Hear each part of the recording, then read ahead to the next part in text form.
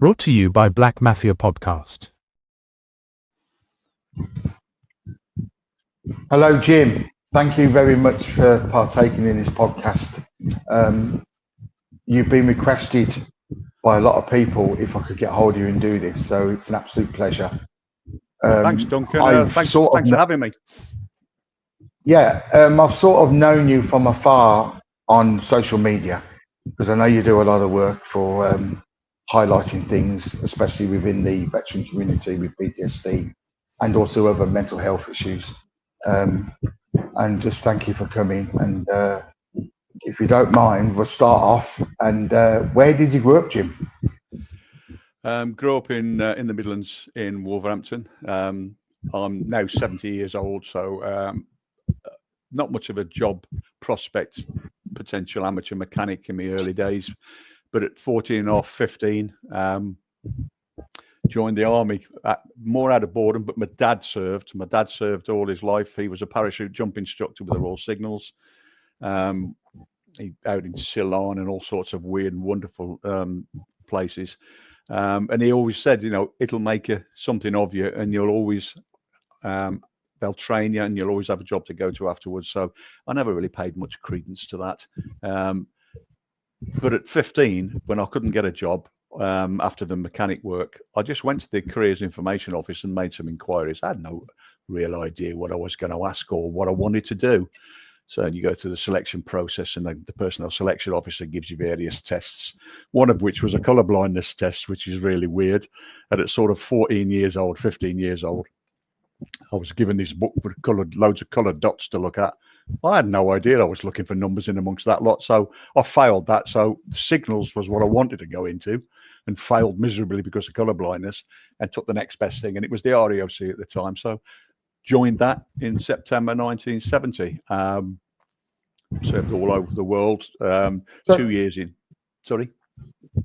Yeah. So was your so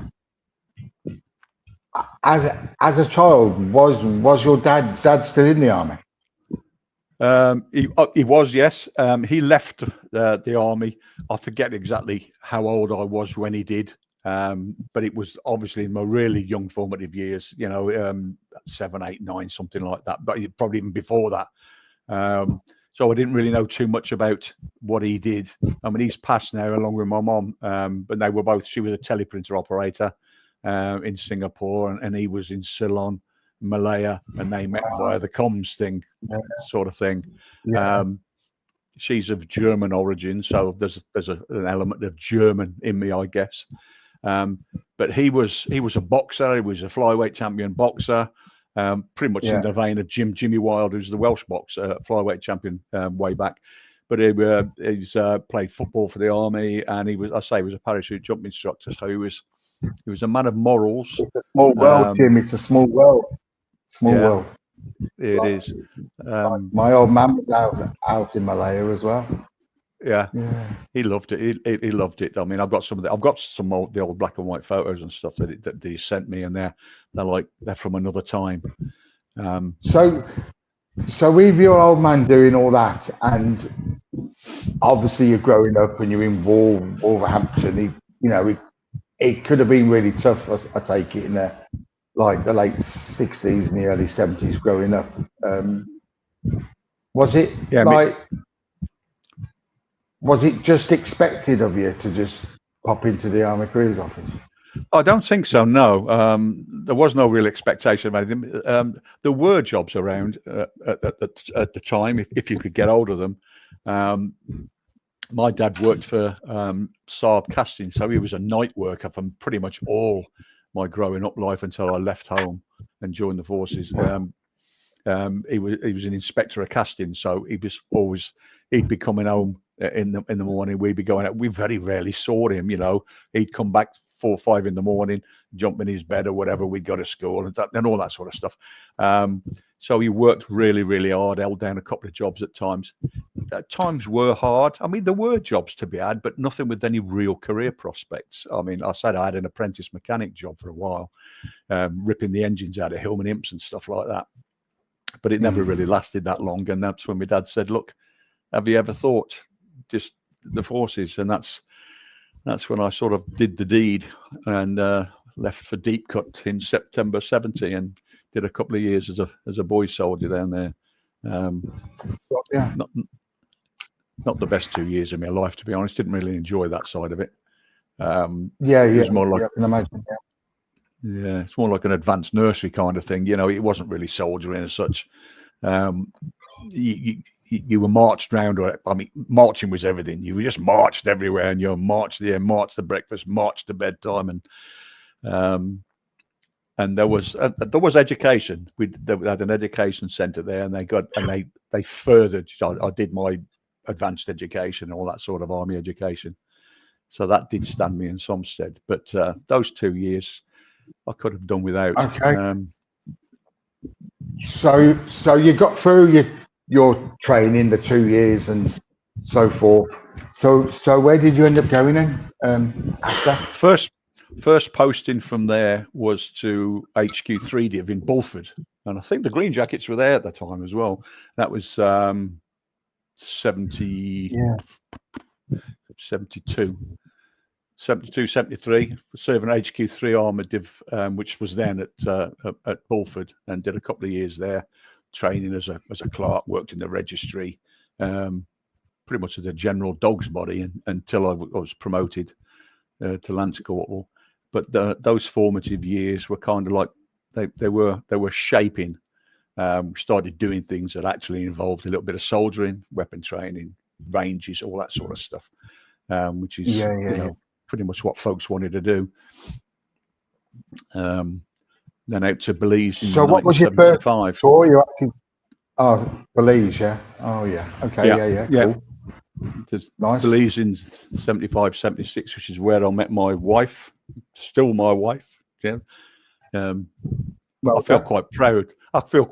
I'm saying, you know, you get married in 75 and in 2025, you're still, indeed it is.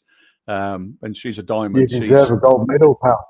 I think she's certainly a massive contributor as to why I'm still around doing what I do at the minute. I would have gone off the rails, I would have thought, without her input. Enjoyed that post. And the Caribbean's a great place, and Belize back in 72, 73, 74 there was hardly any soldiers out there. 300 all told, I think, top to bottom. Wow. But it was only 6 months, and then back.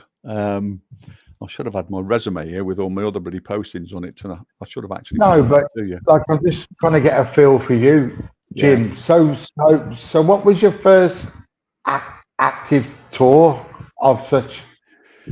Well, there wasn't an active tour. I mean, my trade was as a clerk, pretty much. I drove a desk for the best part of my formative years. In the RAOC, the Ordnance Corps, we were logistics and provision and that sort of stuff. So of course, unlike the Corps, Teeth Arms Infantry, you know, your Green Jackets, your LI, and all those sort of people who did active tours, I can't honestly say I did. I would say I regretted it, and it was something that I missed. It was just at the time of entering the forces, I didn't really know what I wanted to do or what I was capable of doing. Until you'd been in for a few years, 3, 4, 5 years, you know, and you chose to go down various routes and avenues. I kind of just, I say rested on my laurels. I just stuck where I was. I was involved in sports. I played sports for the Army, cricket, football, basketball, rugby at a relatively good level. So I didn't really do a lot of work while you were competing. You'll know that if you represent your unit or regiment or corps or whatever, anything. I was supposed to Bract, 3BAD at Bract, big rugby unit. All the time you were there, you never did any work. They won't like me saying that now, and the few chaps I know will probably be watching because I played soccer and rugby. But it's just brought back a massive, big memory for me. I remember being in training as a junior. I was 16 and I was part of the rugby team for the light division. And we actually played the Ordnance Corps in the final of the Army Cup, and they hammered us. But the funny story was the fella that was on their team, one of their fellas said, "Wow, this is all we do." And I was going, "Wow, you just play rugby?" He said, "Yeah, that's all we do." And no one did they beat us. I will almost certainly know the members of that squad too, the likes of Don Robertson, Chris Christopher, Taft Tar, Roger Bisson, Musson. I mean, I can name the whole squad really, and that's all those guys did, and they were unbeatable. Yeah, Little ordnance unit, and you've got all the Royal Welsh, and you've got the Green Jackets, the Light Infantry, and they're all chasing down the ROC guys. And of course, in those days, they used to pack the units. If you were any good at anything, your Manning and Records office used to send the best sporting guys to a particular unit. So it was bracked. If you were any good at rugby, they'd pack it with all the best rugby players. So nobody was ever going to beat those guys. They just had the best rugby players in the army. Yeah, that's right. Yeah.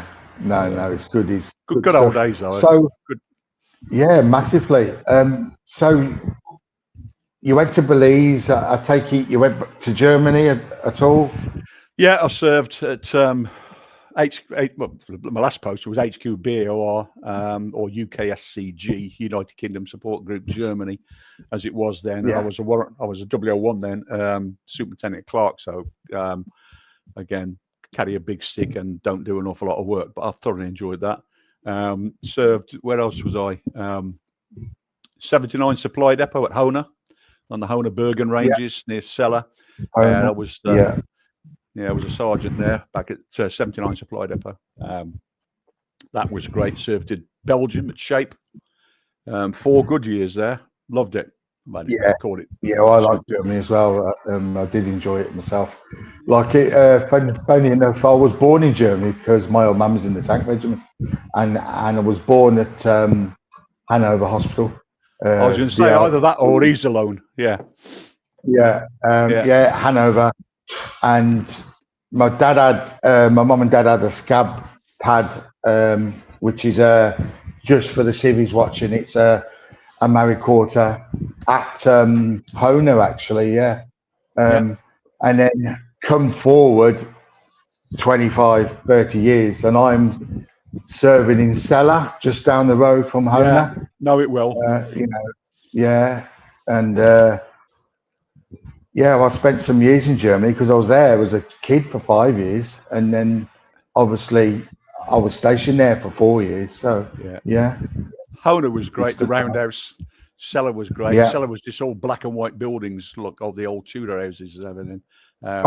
Fantastic posting for us as well. Like, because we was on our own. We had an artillery regiment going for locating, and that was it. So the town was ours, So it was fantastic to be on your own, sort of thing. But no, it's good. So, did you go anywhere hot like Cyprus or Gibraltar or anywhere like that? Not for any protracted time. But we did various exercises, 6-7 weeks. Out at Dekelia and Cyprus, Famagusta. But no, not for any real length of time. Like I say, Belize was probably the hottest. Was the hottest of the places that we went. Most of the other times it was like Belgium, Shape, or back in the UK or Germany. So it wasn't the most exotic of postings. But back then, I mean, our people were either doing Falklands tours, doing Northern Ireland tours. We had relatives in Northern Ireland, which kind of precluded me from being sent there for weird reasons. Yeah, we had the same with some of our guys. It doesn't make you feel very well or very good about it, but nothing you can do about it, So am I right in saying you did 24 years or was it 25 years in the military? Just over 25 years, I guess. Man and boy. Wow.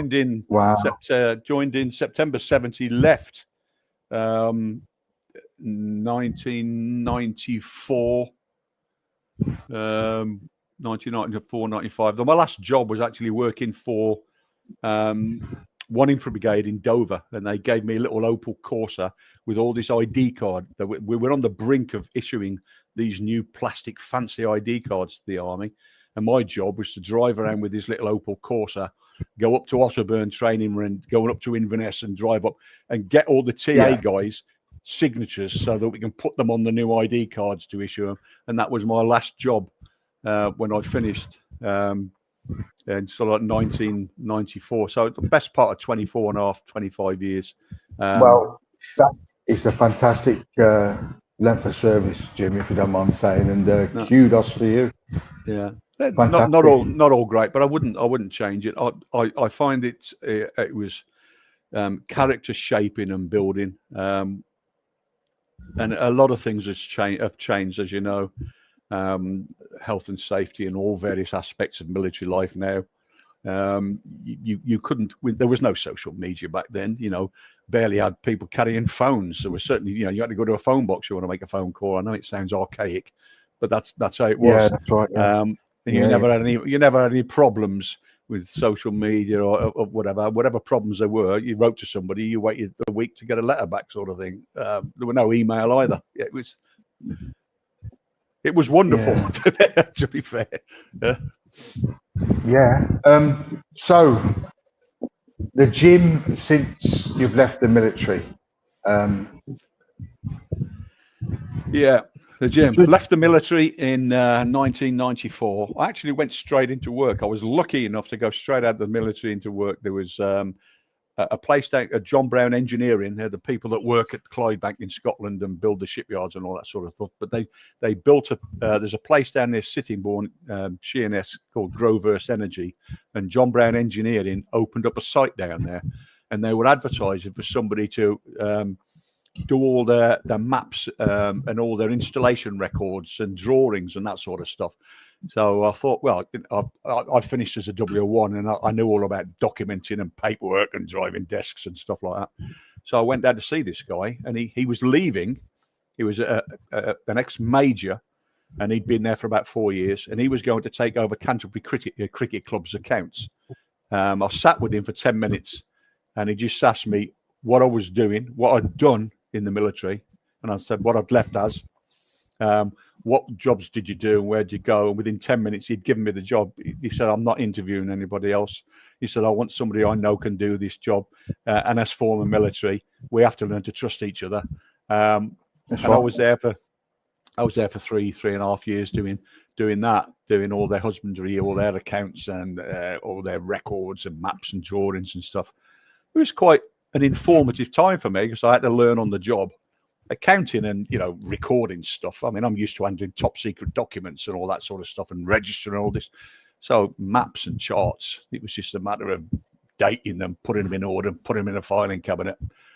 So that's what I did for 3 years there. So various, yeah. So somewhere on this timeline of Jim the Civvy, you've awoken something in yourself to go on a mission, which I'll call it a mission, about highlighting PTSD. Because I want to get to this, Jim, because I think I've got a sense of what you was as a child and a sense of what you was in the army. Like, I remember my grandfather was a W1, and like, you know, I can see a bit of that in you and him. Do you know what I mean? But you could have sat on your backside and just tottled on with life, but you didn't, did you?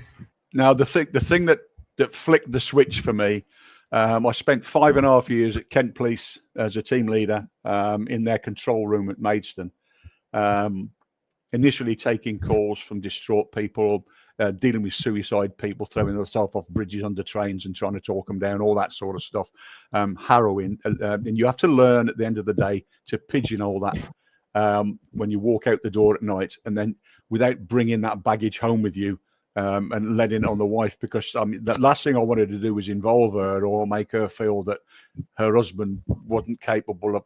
So you harbor all this stuff. You're listening to all these people with all their issues and their problems. And there's some serious incidents that went into the police complaints commission. You know, I'm not going to go into those at the moment, but there was no fault of us or the police. Things went wrong, and they do, and people kill themselves because you don't have resource and that sort of thing. But I did notice the more and more people I spoke to, there are a lot more people that had issues that weren't just of that day. You know, they were dealing with stuff that probably contributed in some way to the way they were behaving. So that was the thing that initially sparked me to thinking, you know, these people aren't getting the help they need.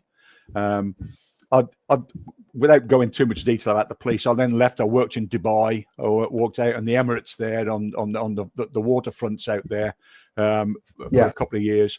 Came back, and in between of other couple of little jobs that I was holding together, a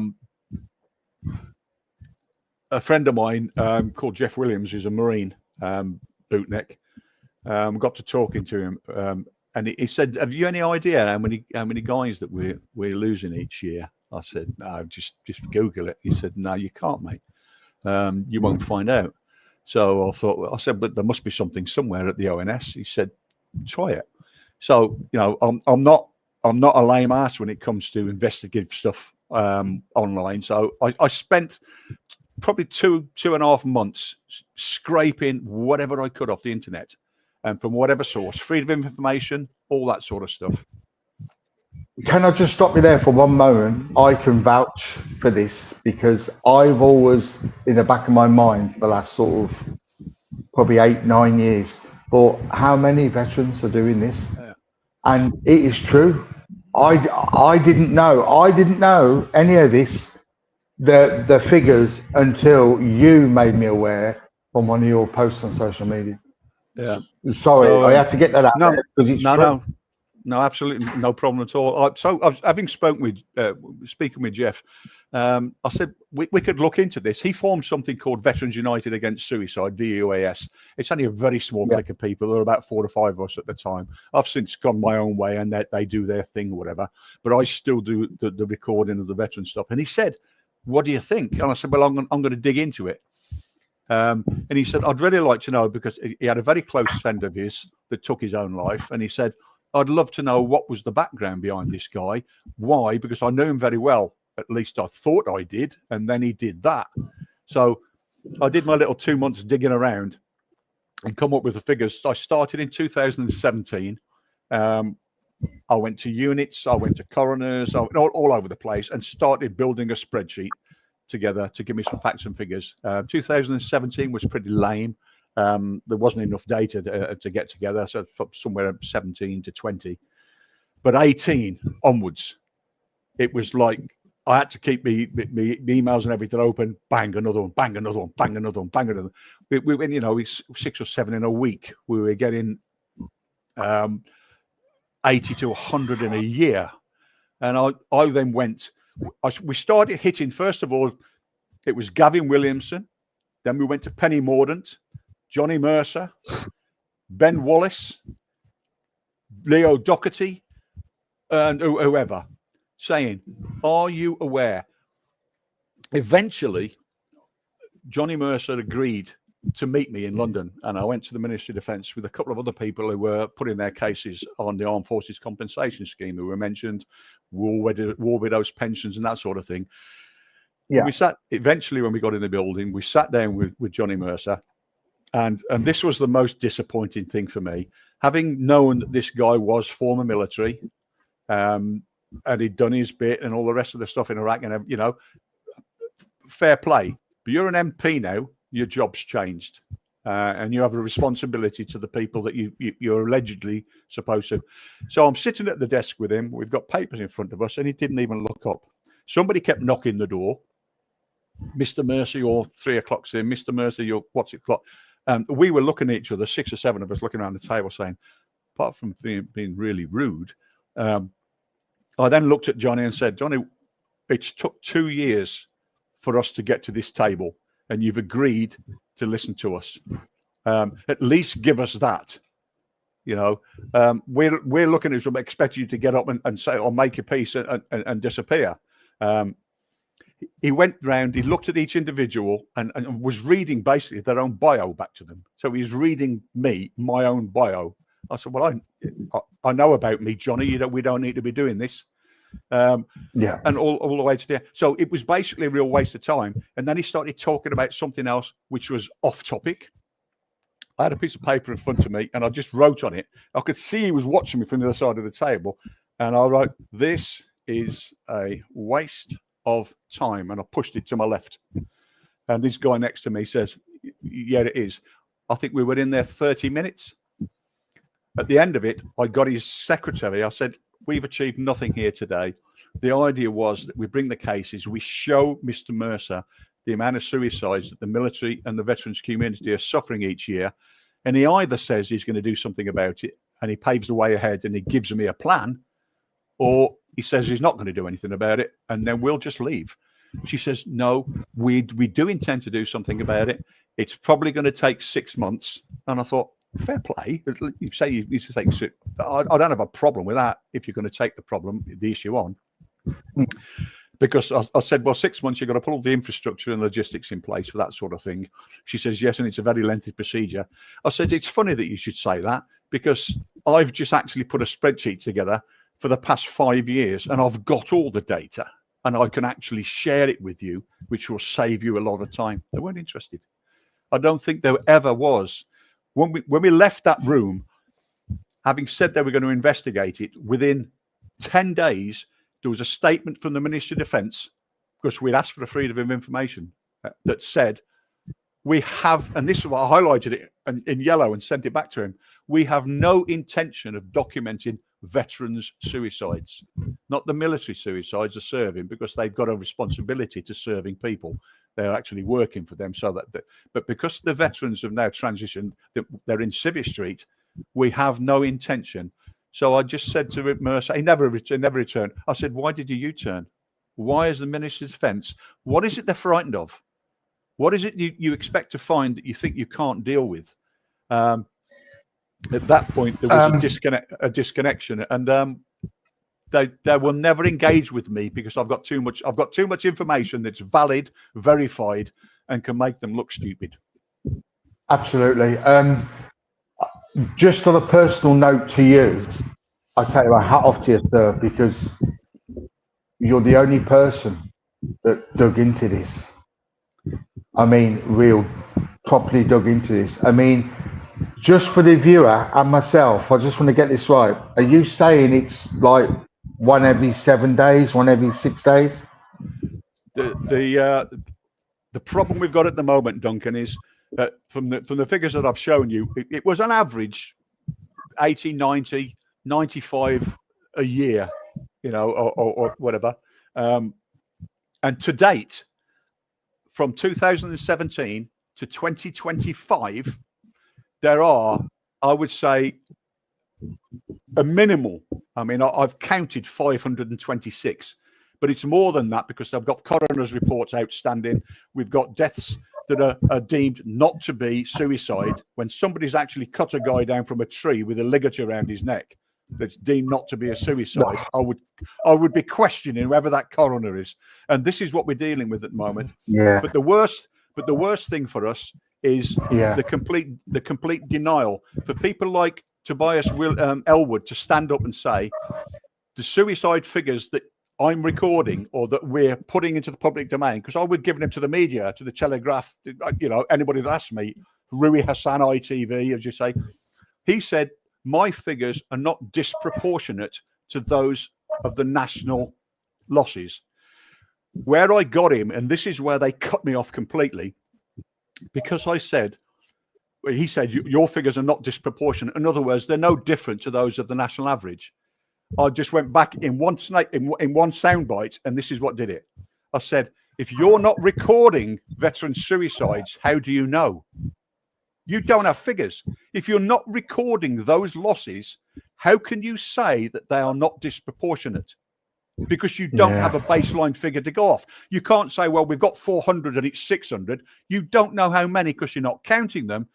So you cannot, and it was on television. I said, go into the media and stand in front of a camera and say, the figures are not credible when you are not counting.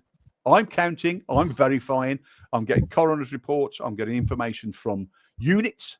And I think the problem we have at the minute now, the units are being shut down. They're being told by their RSMs and their colonels and their majors and their troop commanders, do not speak with either me or the media or about suicides. Because all I've ever asked is, I don't need your names. You don't need to tell me who and why. If you've got somebody that has taken their own life, I would just like, if possible, a name and his age and the unit he served with. But I don't need anything else. And it's not going to be published in my stats. The only thing published in my statistics is another one gone. I don't put the names up there. You may have seen that one of the last things I sent to you was a tribute that I do every year to all those that have taken their lives the year before, and there's 300-400 people in that. As the cast grows each year, and people can then see, and these are verified and confirmed. And I do it to pay homage and to the memory, so that the families have got something to look at. And so, there's my boy, there's my girl. Because the Ministry of Defence and the government, I say it, they do not care. We've had, for want of a better word, like in this podcast, I mean, obviously we'll be going out on the YouTube, and we have been going now for about half hour, so I can allow to say a few blue words. They don't give a fuck. No, that's the truth. That is the truth. And the way you were talking then about meeting that person, I'm quite disgusted. I'm also, as an outsider, to a certain extent, looking into that. I'm a little bit emotional, because just looking at these figures, it's one every 6 days, one every 5 days. Yeah. If we look at it like that, and it's not bloody good enough. It's not. I mean, if you look at that list, Duncan, if you look at halfway down the list of figures I've given you, what I find a little bit odd is halfway down, and somebody told me this. A chap called Lee, I forget his second name, Lee Chapman, I think it was, and he's up in the Midlands somewhere. He said, "Oh yeah, but the ONS have done a thing, and they've released the figures for 2021, 2022, I think, and they had it down as 253 suicides that year." I went back and said, "Where's this information from? This is not ONS. The ONS don't record. The ONS are publishing that 253 veterans took their lives in 2023. I said, the information I've got is 87, and I can verify them. I can name them, and I can show you pictures of the individuals' faces, of who've gone. 253. Where's that come from? And if it's only in 2021, why didn't they do 2020? Why haven't they done 2022? They've picked a year. Exactly. They've fabricated some figures to shock the nation or shock somebody, which not me, because I've just gone back and said, look, this is an out-and-out lie. Nowhere has any 253 veterans taken their lives this year. But people will look at that and think, wow, there's a serious, there is a serious problem, but exacerbating and exaggerating it to the extent of like fourfold is unforgivable. So I don't believe anybody. Yeah. No, like you've got to do your own digging, haven't you? Like you have done it. It's like just for the viewer. Me and Jim had a little chat before we came on, and like I have been doing my own research, reference veterans in prison, and the ONS figures are saying it's 4%, but other parties are saying it could be as high as 9%, only because not everybody says that they're a veteran when they go to prison, predominantly because of factions within the prison. But that's for another day and another story. But it just goes to show how it's almost as if they would only tick these boxes if it's relevant for votes. Well, they just do not care about the veteran. And it's not just on this issue; it's on a lot of issues which we could jump into a rabbit hole. Well, they're all linked, Duncan. The persecution and prosecution of the Northern Ireland veterans, the SAS, all that sort of thing. The people that give us and afford us the freedoms we have today, they're going after for what reason? To get some ambulance chasing lawyer that can make a quick buck off the back of the derogatory and unfounded, unfactual remarks. These guys, certainly during Motorman and the Northern Ireland troubles, were found to have no case to answer. They were put before the courts Exactly. and they were found. Yeah. So who all of a sudden can say, well, we want to reopen that because we believe? I said, what's the statute of limitations? You know, there was no real forensics back then like they've got these days with ballistics. So there were no bullets that they can use. There were no weapons that they can look at the bloody rifling on. I get very cynical because it's not just Northern Ireland now, is it? It's Iraq and it's Afghanistan. Yeah. It's across the board. It's almost as if a load of traitors have got into the MOD. It's almost as if a load of traitors have got into the CPS. That's how I see it. That's, it's the cynic in me, but that's how I see it. But because it's not just those organisations. Yes, of course. The traitors have got in everywhere. Yeah. And I'm not a conspiracy theorist. I'm just me. The lunatics I'm looking are on the grass. I'm thinking, absolutely. Yeah. And it's just, if people going on their own research, and like I said, I've got utmost respect for you, Jim, for doing all this. And for getting all this research together, and you might as well go and speak to a lamppost. The kickback on some of it, some of the negativity and feedback comes, and I just say to folks, and I've done it. I used to do a broadcast probably once a week, which updated people on the facts and figures, and people were saying sometimes it's a bit much, Jim. We don't want to hear about it every day and every week. And I said, let me educate you as to where your off switch is on your monitor or on your television, because if I'm coming on and I'm going to give a broadcast, don't watch it. Some people are interested in the state and the facts and the figures. So I used to do a broadcast at least once a month, and I haven't done it for a long time because you asked me, and I thought, we can do a bit of a catch up here and bring back to the fore the state of the play to tell people, calling up courage, calling up fortitude, calling up valor. It's just the change of a name. The systematic failures of these organizations are still the same. You could change it. It's like changing the post office's name to whatever it was.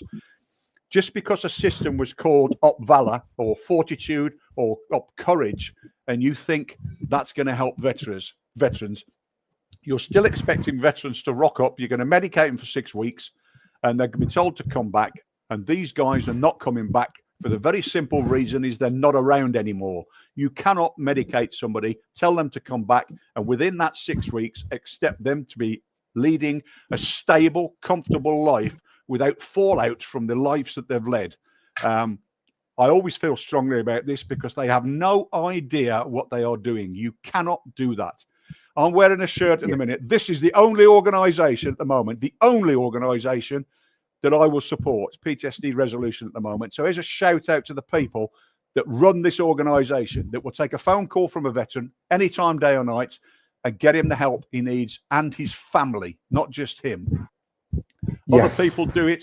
We've got so many people out there at the moment. They're setting up charitable organisations with their hands out. Donate to me, donate to me. And this money is not going to the people that need it. It's fraudulently bloody embezzled out of the public. Without getting too much on a high horse about the Royal British Legion, which for your record, Duncan, I've worked for them. I've worked for them at Aylesford. I was their wreath manager here in Aylesford, and I've watched how things have gone. All their money, their 900 million or whatever it is now, is squirreled away offshore and invested offshore. Absolutely, They keep setting up these new organisations called the Tommy this, the Tommy that, and give £10 for this and £5 for that and £9 for this. And every month in the shopping centre here, there was a couple of chaps. I said, "Have you served?" "No, I tried to join the cadets when I." And he's collecting for the British Legion. And I just told him, I said, I would never advocate or ask anybody at the moment, right now, because it's changed, to give any money. Put your pound that you were going to put in the bucket. Give it to the local veterans services. Well, this is it. It's so fragmented now, isn't it, as well? I do think there's a lot of decent lads and lasses out there trying to make a difference, but we're all sort of blowing against the wind. And I don't want to sound, I don't want to teach you to suck eggs or even the viewer, but it's hard to get people together. It's hard to get things up and running, and it is, and it really is. It's extremely hard. And I look at some of the bigger organisations, like the Royal British Legion, like you said. Yeah. They've been no help to me, and I've been on an arse, to be quite frank, back in the day. And I'd almost say what I was saying before about the MOD and the CPS, and even probably the court system as it is at the moment. I think the Royal British Legion has got traitors in it as well. I'm sorry to say. That's how I see things. I really do. There's a lot of nepotism. They're just looking after each other. They're leaning against their back to back, looking after each other's backs, making sure that they still keep their jobs. Yeah. Riding on the back of people from the First War, the Second War, Malaya, Korea, you know, the Falklands. They're riding on the back of all that. One point I always try to make, Duncan, is this, and I've said this in many, many broadcasts, and I continue to say it. Not all help needs to be financial. That's right. I think there's probably a good 60-70% of help and assistance and the listening and the communication and the friendliness and the reaching out can be done, and there's no money involved. As soon as you set up another organisation, a charity, with your hand out, people are going to start to question where that money's going, because there's so many that fell foul and there's been mishandled and all that sort of stuff. I would say since 2017, since I've been involved in veterans issues, I have never asked via this means or any other means for a single penny for anything that I do, and I don't want it. Yeah, if you want to buy me a Lamborghini or whatever it is outside, you can do it and I'll drive it. But I'm not interested in any recompense or remuneration for what I do. What I do needs to be done by the government of this country. The Ministry of Defence of this country, they are failing in their duty to the very servants, the very people they're responsible for, to look after their welfare, their mental health, and everything else that goes with it. At the moment, they are not doing that. Al Cairns, you're the new guy. I hope you get to see this. If it's on YouTube, somebody point it to him. Somebody tag Al Cairns into this. Yeah. Stop doing your Alan Wicker walkabout thing. Stop doing I'm visiting here and I'm visiting there and I'm visiting here. Stand still. This is the one thing now, Al Cairns, I'm going to ask you right in front of this camera. And I've asked all the other 6 incumbents of the OVA, the Office of Veteran Affairs, to do the same thing. There's a revolving door on the Veterans Affairs Office. People in Mercer, Mordaunt, Williamson, Wallace, Doherty, and you are the next one. Mr. Cairns, you are there. What you need to be doing, sit down on that big oak table, one of the big oak tables you've got in there, and get veterans to the table, not civil serpents that are paid stupid amounts of money and they're going to keep doing nothing to keep that money. Get veterans in, because veterans will do it because they care and they want to help. Get veterans in and ask them what they think. And I don't mean cherry pick the ones that are outspoken here, cherry picked up. Get me to come and sit at your desk in the Veterans Affairs Office. I'd love to sit down for an hour with you and we'll go over some stuff that I will open your eyes and ears. You're ex-serving, you know where it's at, you know where it's been, you bought the T-shirt. It's about time now you started talking to your own veterans and not listening to the pond life that's coming in from either side. Talk to the guys that have done it, worn the T-shirt, scudded in the desert with you. Talk to them and ask them, what is the way forward? There is a way forward, but nobody wants to ask the veterans. And I wonder why that is. Well, we all know the answer to that, because the truth hurts. It does, yeah. It does more than we realise. I mean, I remember, like, I've been in a very privileged position to have made some really good contacts at the Imperial War Museum. And they've given me full access to their videos and films going back to the First World War. And I came across the one video of the MOD did an experiment in the 1960s, the early 60s, with a platoon of Royal Marines, where they give them LSD. And I actually asked them, and they said, yes, it's okay as long as you cut it down and you do it for an educational purpose, which I did. I just wanted to highlight the audacity and the how the MOD actually think and what they're really, really like. I mean, if they're prepared to give a platoon of Royal Marines LSD to see how it goes and film them over a 3-day period, then that tells me enough about what the MOD are all about. And actually, they know more about the serving and ex-serving soldier than we'll ever realise. I think, like I have touched on this with other people on other podcasts, they've had 500 years, the MOD, in one form or another, to take Joe Bloggs out of Birmingham or out of Glasgow or out of London, mould him and see where they're going to put him to get the best out of him. Now, I'm not saying that we was the best, because we wasn't, but we was up there. The Green Jackets was up there. Yeah. And I put that down to a lot of, we came from the big cities. We never came from a shire. Yeah. We didn't come from one Pacific Shire. We came from London, Birmingham, Liverpool, Manchester. And we was all thrown together. And I know, not that I need the stat, I know that 80% of my battalion had issues growing up. The MOD knew this because of where they took us from. They knew, they know the score, and they knew. And we all came together, and a lot of us actually went into the military to escape what was going on at home. Yeah. I mean, I just, like, my dad's no longer with me. I love him, but he was heavy-handed. I mean, he used to punch me in the face when I was 14. I suppose that was a bit of how it was. I don't know. But one of the reasons I went in as a boy soldier is to get away from that. I'm not saying that I'm looking for anything. I'm not. I'm just saying years later that come back to haunt me because things get mixed up. You know? Of course. Yeah. The baggage, any baggage during those formative years, certainly in the years that shape you, it's something will trigger it somewhere along the way. It might be something little that brings back a memory. This. Yeah, of course. Right, in the MOD, right, because I touched on this, like, I have a small war pension. It's not big, it's not massive. I mean, it wouldn't even buy me enough stamps to use for a month if I had a little business, you know? Yeah. It's not massive. But on that journey of getting that war pension, the MOD blame my childhood on my PTSD. Now, I'm not saying they're wrong. I'm not saying they're wrong, no.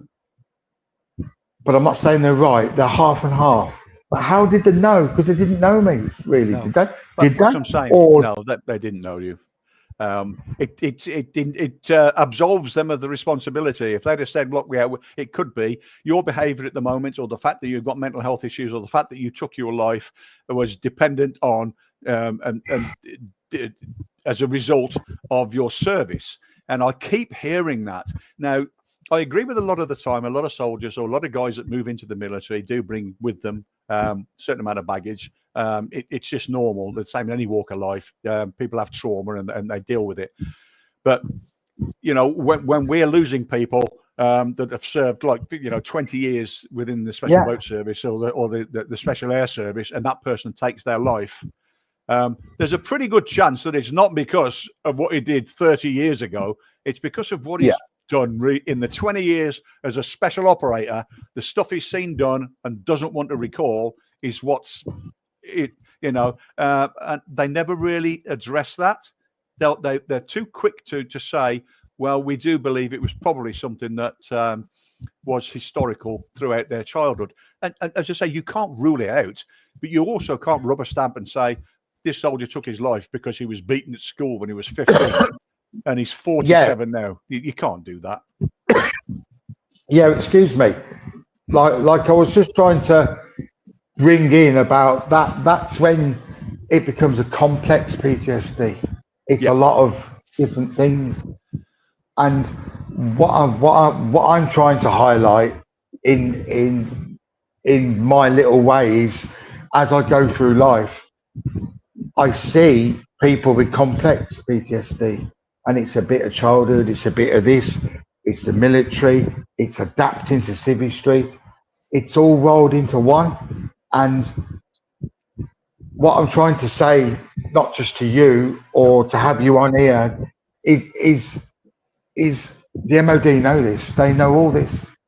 They know it all exists. They know it's all together, and they're washing the hands of us. and they're giving us lip service. I mean, the organisation UK Veterans, which is the MOD, and they come across as your mates and your friend, and they're not.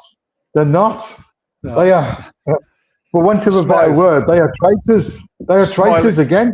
Smiling assassins. A pat on the back is just somewhere to look for a knife. Yeah. You know, oh yeah, we're there for you. Oh, you got any problems? You ring this number and we'll sort this out for you. And they're not. They don't do that. They don't do that. They're just wrapped up, and they're just sort of, I mean, probably knowing the last couple of governments now, that they're probably wrapped up with Serco or another private company that are just ticking boxes and run by traitors. Excuse me, I've got to apologise. I keep saying traitor, and it's a strong word. But no, you say what you mean. Let people make their own assessment. You know, I use whatever terminology and phraseology I want to use. People might say, well, that's a little bit heavy voice, that's a bit this. I say, well, fine, then you interpret it whichever way you see fit. If I say traitor, it means somebody that's not working in the best interests of the people that he is responsible for. Therefore, they're working behind the scenes to either derail the very system that is supposed to be there to help this individual. That is traitorous. That's sabotage, you want to call it. It's traitorous, it's or whatever. But it's only words. People see and are not stupid. The problem is, because in light of everything else that's going on in the world at the moment, people have got other things to worry about. The heating bills, of this, that, and the other, and everything else.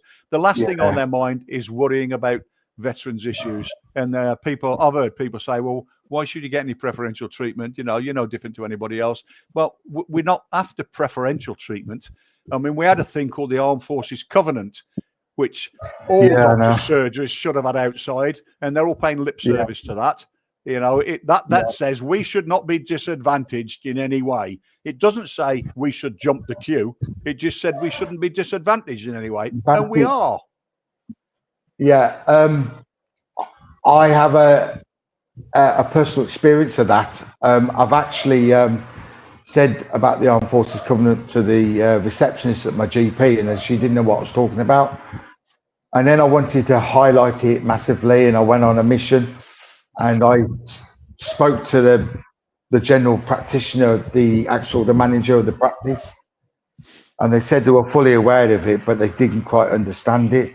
So I walked out in disgust, because I haven't got the time and the patience to deal with people that don't care. That's it. You know, they can read the documentation. And also, it's not about being embarrassed, but bringing up the Armed Forces Covenant when you want to get something done, it's almost as if you're special. And it's not about that, is it? No. Is it? Like, you shouldn't have to bring it up. You shouldn't have to bring it up. Exactly. They should be aware of it and apply it. That's it. Yeah, that's right. Yeah. Cool. This has turned into a right moaning session for me. Sorry, Jim. I do apologise. I think these things are part of a healing process. And if you don't vent, all you do is you keep it inside, which is why I used to do them once a month. And I wasn't really bothered about the amount of figures or the people I hit, although they weren't bad. They didn't bother me too much, because I opened myself up to questions, and not everybody that spoke to me was of the same mindset or in the same way of thinking, that sort of thing.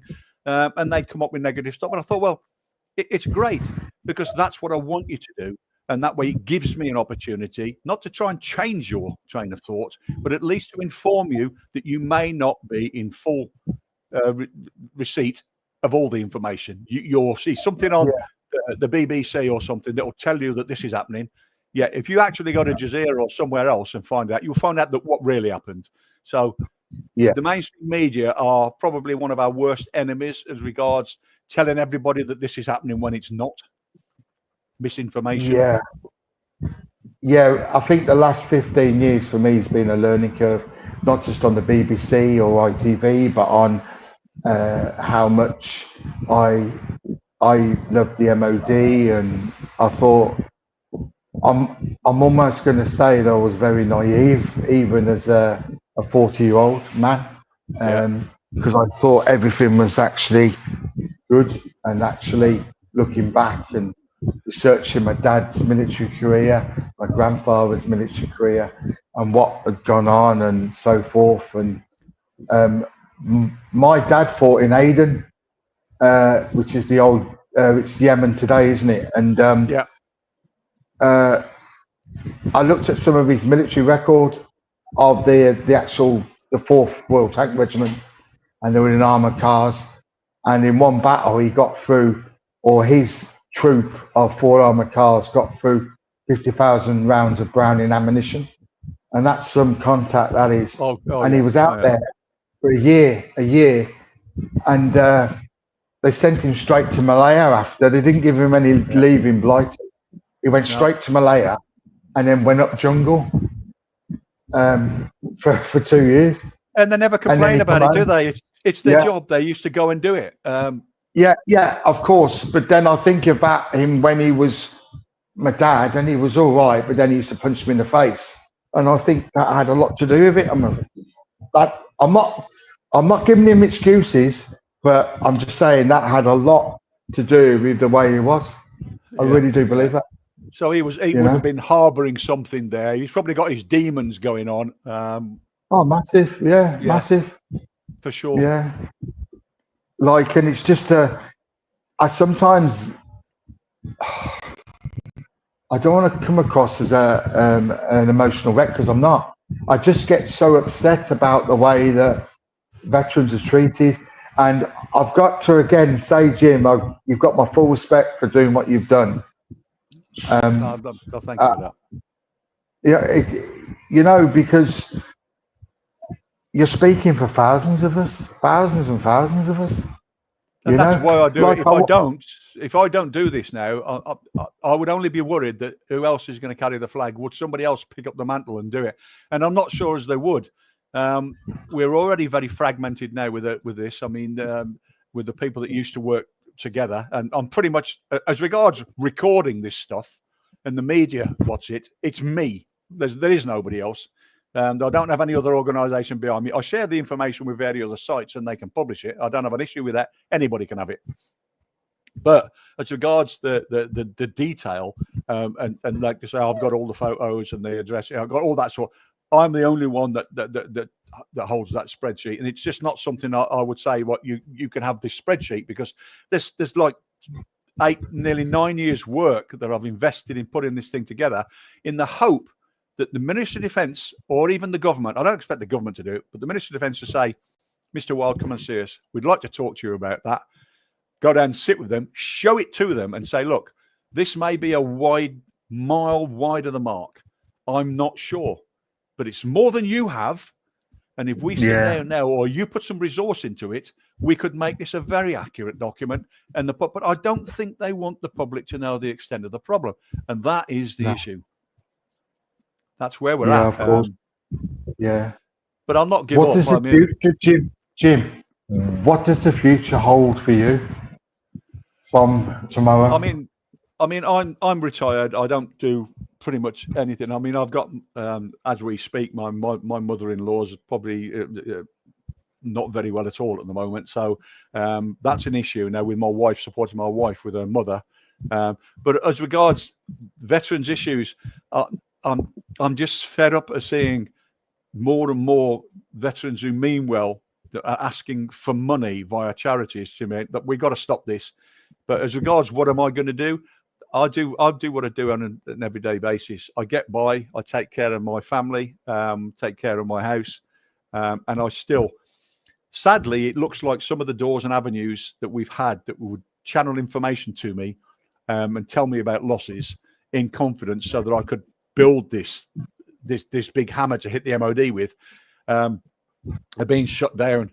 Whether there's a denial of service or whether there's any sort of denotice on units to stop talking to media outlets and social media commentators, so that they can't produce this. But it's very difficult right now, Duncan, to get a real proper snapshot. I'm relying now on hearsay and people off Facebook and stuff, whereas I used to get people that would tell me 241 knife, fork and spoon Joe Bloggs 2 days ago hung himself. And I would say, fine, I've got that information. It goes as one on the sheet. Nobody gets to know the name. And that's how I used to work. and that's how I've got this spreadsheet of 500-600 people. Where do we go from here? I don't know as it will ever be accepted as a definitive or credible piece of journalistic recording. I don't know.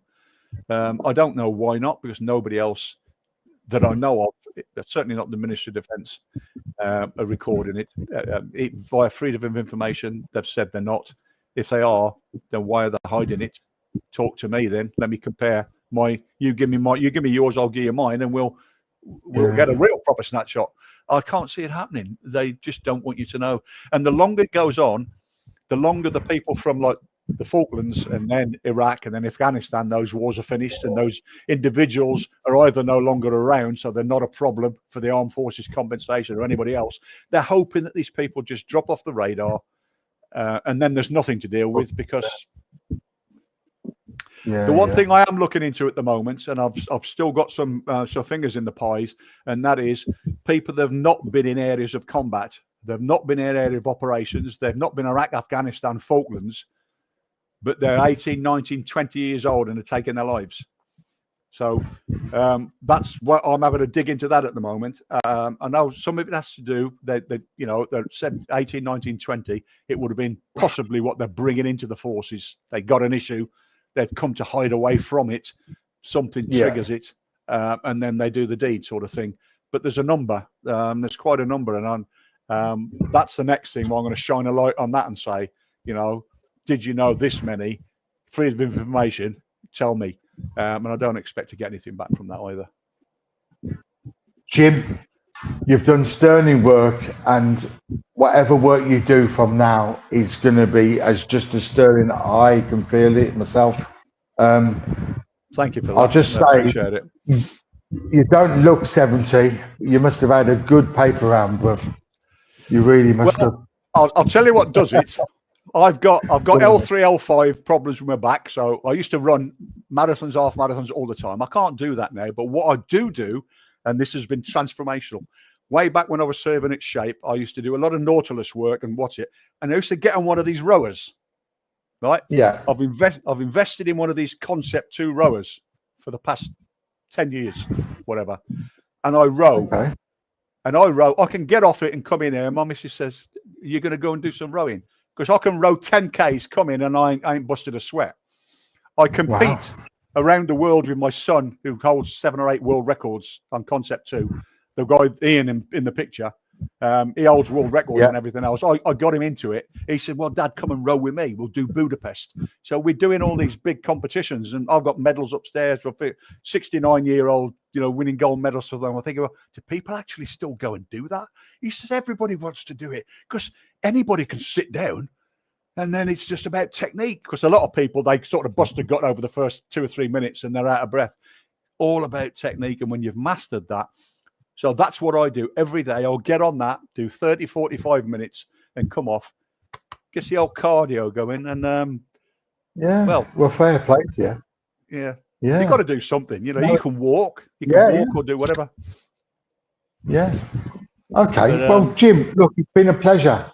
Like, we have been on for more than an hour. It's just flown by like that. When you're having fun. Yeah, well, well, look, it's been a pleasure. I do respect the work you've done. It's been an eye-opener, and I'm going to put some pictures up of your son, because he was ex-military and he did 22 years or so, and he was a power. And also, what I'll do is I'll put a little bit of brief about yourself, and I'll incorporate the ITN interview you did as well, which I think is quite a poignant thing to say. And I know you have your head hit against the door a lot and all that, mate, but at the end of the day, there's a lot of people out there that do listen, and maybe we're all pulling in the wrong direction, but hopefully one day we can all come together and maybe pull in the right direction. Hopefully there's hope for us yet, and we just you just can't. It's a worthy cause, and I think it's just one worth chasing. Yeah, and just touching on Jeff, the ex-Royal Marine. Yeah. I don't know him as such, but I'm in a few groups with him because he's a Birmingham City fan and so am I. Yeah. If you've got time in the future, just have a word in his show. Like, I'd love to get him on here. Yeah, or we could both, or we'll come on together and talk about VOS. Yeah, because we both set up, or he set it up. I joined him, and we did 5 years with VOS together, and there was a lot of stuff that went on there. So that'd be worth it. Okay, yeah, it will be. Yeah. Look, it's been a pleasure. It really has been a pleasure. Thank you very much. Very much, Duncan. No, I appreciate it, and thank you for giving me the time. Take care of yourself. If you want to do anything else like this again, you want some information or anything, hit me up and I'll see what I can do. Okay, thank you very much. You're welcome. See ya. Take care. Bye-bye. A message from our sponsors. At Match Patch, we believe individuality matters. Whether you are rocking a design that tells your story or you're uniting with a team that shares your passion.